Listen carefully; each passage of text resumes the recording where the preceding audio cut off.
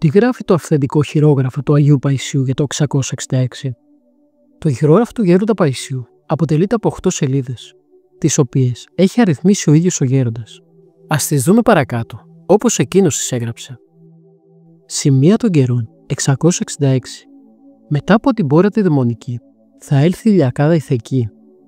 Πίσω από το κοσμικό πνεύμα της σημερινής ελευθερίας, της έλλειψης σεβασμού στην Εκκλησία του Χριστού, στους μεγαλύτερους, γονείς και διδασκάλους, που έχουν φόβο Θεού, κρύβεται η πνευματική σκλαβιά, το άγχος και αναρχία, που οδηγούν τον κόσμο στο αδιέξοδο, στην ψυχική και σωματική καταστροφή.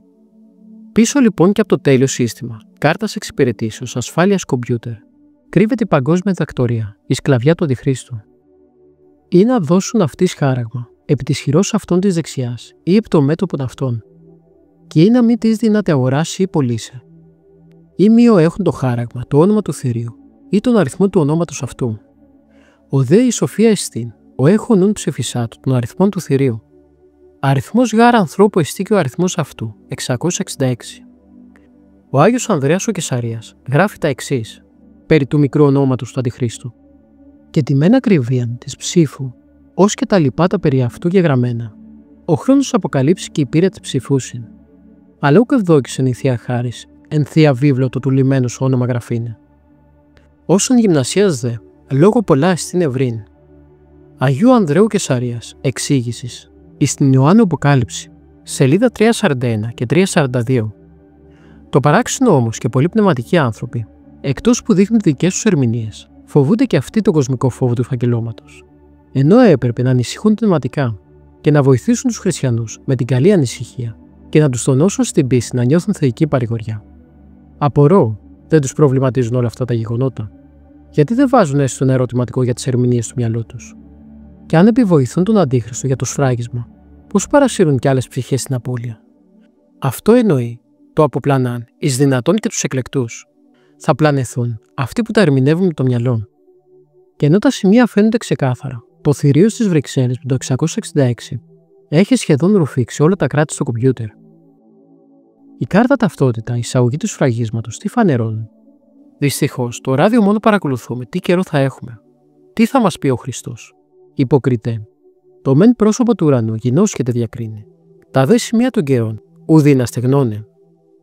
Μετά λοιπόν από την κάρτα και την ταυτότητα, το φακέλωμα δηλαδή, για να προχωρήσουν πονηρά στο σφράγισμα, θα λένε συνέχεια στη τηλεόραση ότι πήρε κάποιος την κάρτα του Δίνα και του σήκωσε τα χρήματα από την τράπεζα.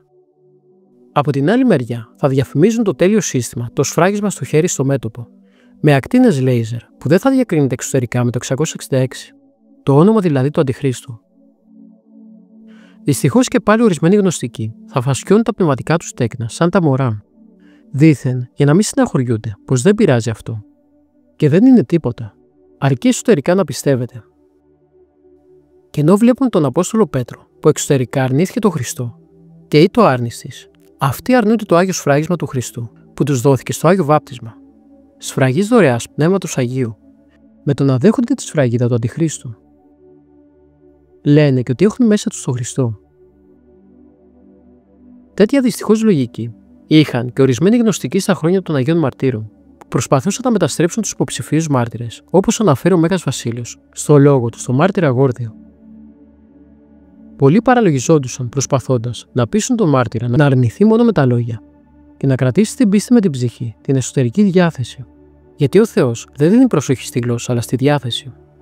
Ο μάρτυρας όμως Γόρδιος ήταν άκαμπτος και αποκρίθηκε.